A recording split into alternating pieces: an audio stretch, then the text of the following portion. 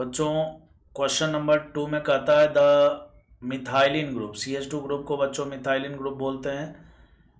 In the product form from the following reaction sequence, एक reaction एक alkene दिया हुआ है बच्चों, उस एल्कीन के ऊपर बहुत सारे रिएजेंट अप्लाई करने हैं, फिर इससे हमें प्रोडक्ट बनाना है फाइनल, और जो प्रोडक्ट बनेगा उसमें हमें गिनने हैं कि कितने CH2 ग्रुप प्रेजेंट है। तो चलिए शुरू करते हैं। तो बच्चों यहाँ से O3 के साथ दिया हुआ है जिंक वाटर। बच्चों एल्कीन का जब हम रिएक्शन करते हैं O3 के साथ तो उसको बोलते हैं ओजोनोलाइसिस, और फिर बच्चों उसमें जिंक जिंक के प्रेजेंस में ओजोनोलाइसिस होता है तो उसको बोलते हैं रिडक्टिव ओजोनोलाइसिस। और रिडक्टिव ओजोनोलाइसिस में क्या बनता है? रिडक्टिव ओजोनोलाइसिस में बच्चों केवल एल्डिहाइड कीटोन बनता है।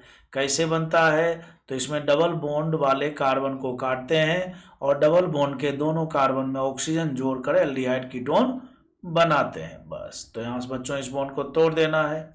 जैसे हम तोड़ेंगे तो देखो यहाँ पर बच्चों, यहाँ पर ऑक्सीजन जोड़ दिया, ये बन गया एल्डिहाइड। टर्मिनल पर बना तो एल्डिहाइड और बीच में बनता तो कीटोन बन जाता अपने आप। ये बन गया, ये बन गया, मतलब एक ही कंपाउंड के बच्चों 2 मोल मिल गए। कोई बात नहीं।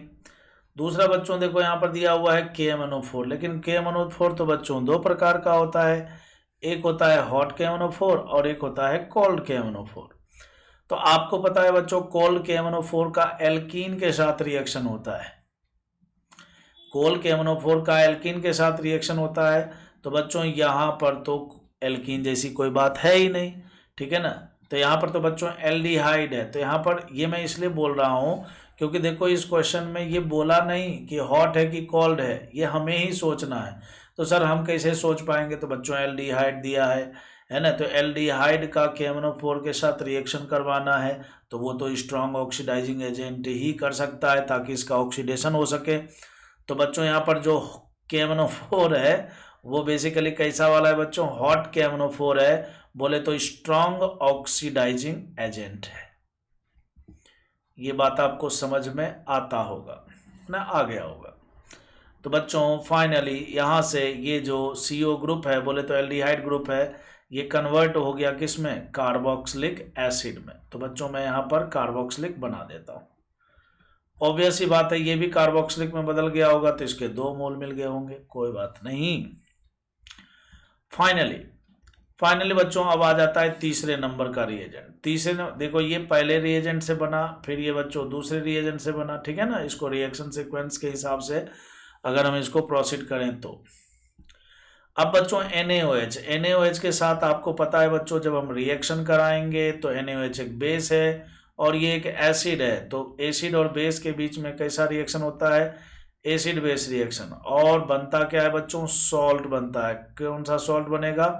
सोडियम सॉल्ट बनेगा, sodium salt of carboxylic acid, बोले तो ब्यूटेनोइक एसिड बन गया। अब बच्चों जब sodium salt of carboxylic acid का हम क्या करते हैं? इलेक्ट्रोलाइसिस। तो बच्चों कार्बोक्सिलिक एसिड का इलेक्ट्रोलाइसिस का मतलब यह हो गया कि ये रिएक्शन हो गया बच्चों कोल्बे इलेक्ट्रोलाइसिस। कौन सा रिएक्शन हो गया बच्चों? कोल्बे इलेक्ट्रोलाइसिस हो गया। और कोल्बे इलेक्ट्रोलाइसिस में क्या होता है? तो बच्चों CO2 का रिमूवल होता है, फिर इंटरमीडिएट में फ्री रेडिकल बनते हैं और फ्री रेडिकल एडिशन, ठीक है ना बच्चों, free radical addition, 2 free radical बनेंगे और फिर बच्चों उससे एल्केन का फॉर्मेशन हो जाता है ना। तो यहाँ पर बच्चों ये 2 मोल थे तो इसके भी 2 मोल हैं। तो यहाँ से बच्चों फाइनली क्या होगा? तो फाइनली बच्चों यहाँ से CO2 हटाएंगे और ये फ्री रेडिकल बनाएंगे, वो भी कितनी बार?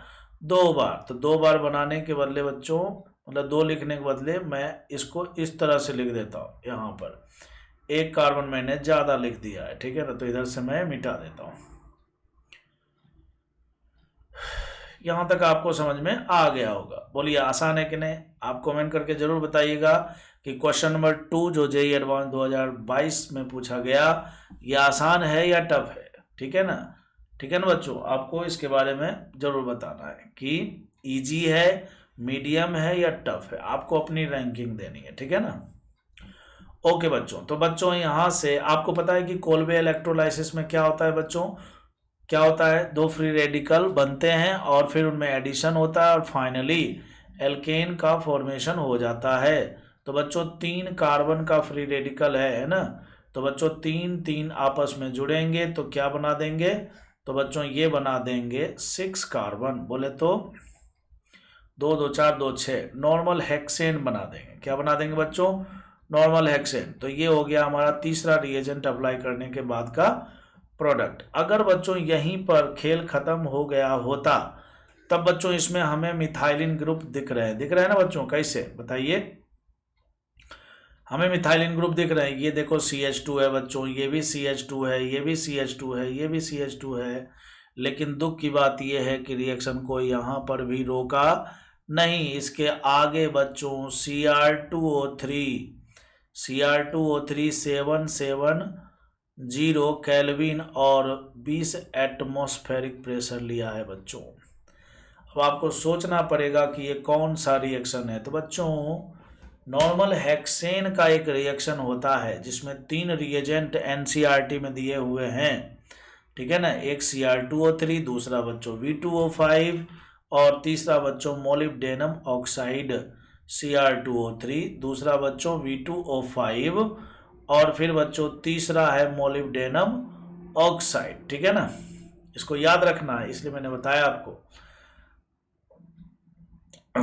खैर फाइनली आपको कॉमन सेंस लगाना है कि नॉर्मल हेक्सेन कौन सा रिएक्शन करता है। तो नॉर्मल हेक्सेन से तो बच्चों एरोमेटाइजेशन का ही रिएक्शन होता है और वाकई में होगा भी, देखो यहाँ पर हिट किया हुआ है, ठीक है ना। जब हम नॉर्मल हेक्सेन का रिएक्शन Cr2O3 या V2O5 या भी इनमें से किसी के साथ भी अंडर हीटिंग कंडीशन में करते हैं बच्चों, तो वैसी स्थिति में ये कन्वर्ट हो जाता है किसमें, बेंजीन में कन्वर्ट हो जाता है। और जैसे ही बेंजीन में कन्वर्ट हो जाता है बच्चों, तो ये जो कार्बन है बताओ ये CH रहा कि CH2 रहा। अगर ये साइक्लोहेक्सेन बनता ना बच्चों तो फिर भी इसमें देखो यहाँ पर CH2 ग्रुप थे, और कितने CH2 ग्रुप थे, 6। लेकिन ये तो साइक्लोहेक्सेन रहा ही नहीं, ये तो बेंजीन बन गया। और बेंजीन में बच्चों दुख की बात है कि एक भी CH2 ग्रुप प्रेजेंट नहीं है, सारे के सारे CH ग्रुप है बच्चों। कितने हैं, CH ग्रुप प्रेजेंट है, ठीक है ना। तो कहने का मतलब यह है, क्वेश्चन में क्या पूछा था कि मिथाइलिन ग्रुप के कितने number of methylene group present पूछा था बच्चों, ठीक है ना। तो हम बोलेंगे number of methylene group present in the product equals to क्या हो जाएगा, 0 हो जाएगा। तो इसका करेक्ट आंसर बच्चों 0 होगा। मैं उम्मीद करता हूं कि आपको इस क्वेश्चन का सॉल्यूशन जरूर समझ में आया होगा। आप इस क्वेश्चन को रैंकिंग दीजिए कि ये इजी है कि मीडियम है कि टफ है।